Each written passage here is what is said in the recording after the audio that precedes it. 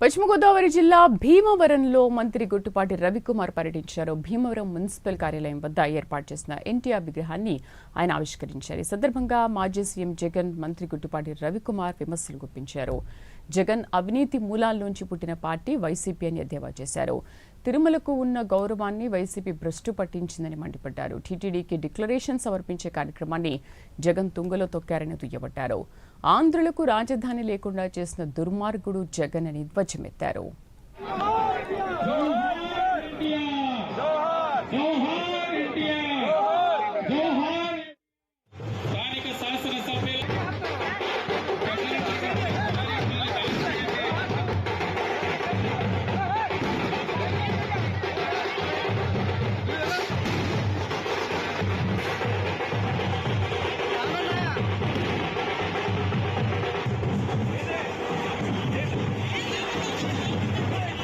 ఎందుకంటే నిన్న మొన్నట్లో మీరు చూస్తూ ఉన్నారు, కల్తీ నెయ్యి కాదు, అది నూనెలో నెయ్యి కలిపారు.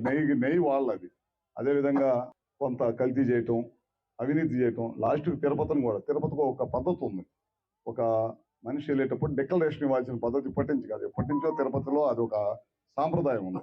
అలాంటి సాంప్రదాయాల్ని, గౌరవాల్ని తొంగలో దొక్కి పార్టీ అట్లాంటి పార్టీ అనమాట. అందుకనే ప్రజలు ఒక 5 సంవత్సరాలు ఒక్కసారి ఓటేయమని అడిగితే ఒక్కసారి ఓటేస్తే 5 సంవత్సరాలు రాష్ట్రాన్ని సర్వనాశనం చేయటమే కాకుండా మనకి వాళ్ళ రాజధాని లేకుండా చేశారు. మీ ప్రాంతం, చుట్టుపక్కల ప్రాంతంలో పోలవరం 70% పూర్తయిన పోలవరాన్ని 1% కూడా 5 సంవత్సరాల అవకాశాలు 1% కూడా కట్టల. ఇవాళ మనం మళ్ళీ మన ప్రభుత్వం అధికారంలోకి వచ్చిన తర్వాత కూటమి ప్రభుత్వం మళ్ళీ ఏ విధంగా పనులు జరుగుతున్నాయో మీ అందరికీ తెలియదు కాదు. ఇట్లాంటి అన్ని కార్యక్రమాలు చేసుకుంటూ మనం ఇచ్చిన హామీలు, పెన్షన్స్ కానీ, లేకపోతే మహిళలకి ఉచిత బస్సు కానీ, గ్యాస్ సిలిండర్ కానీ, పిల్లలు చదువుకోవడానికి కానీ, రైతాంగానే డబ్బులు ఇవ్వటం కానీ, ఇట్లాంటి కార్యక్రమాలన్నీ కూడా చేసుకుంటూ వెళ్తున్నాం. ఇంకా చేయాల్సినవి చాలా ఉన్నాయి.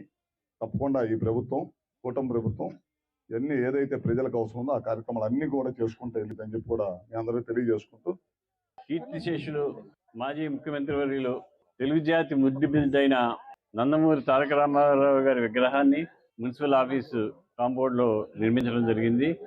6 నెలల్లో పార్టీ పెట్టి 6 నెలలు కూడా వ్యాన్ మీదే ఉండి, వ్యాన్ మీదే స్నానం చేసి, వ్యాన్ మీదే భోజనం చేసి 6 నెలల్లో పార్టీ తీసుకొచ్చిన గొప్ప వ్యక్తి ఎన్టీ రామారావు గారు. వారు పార్టీ పెట్టి 6 నెలల అధికారంలోకి వచ్చిన తర్వాత తెలుగువాడి గౌరవాన్ని పెంచారు. తెలుగువాడి గౌరవం అంటే ఎన్టీ రామారావు వల్లే వస్తుంది. ఆ మనిషి కూడా ఆయన పంచి కడితే తెలుగు బిడ్డ ఉట్టిపెట్టినట్టుంటారు, అంత పర్సనాలిటీ ఆయన చేసిన కార్యక్రమాలు ఎన్నో ఉన్నాయి.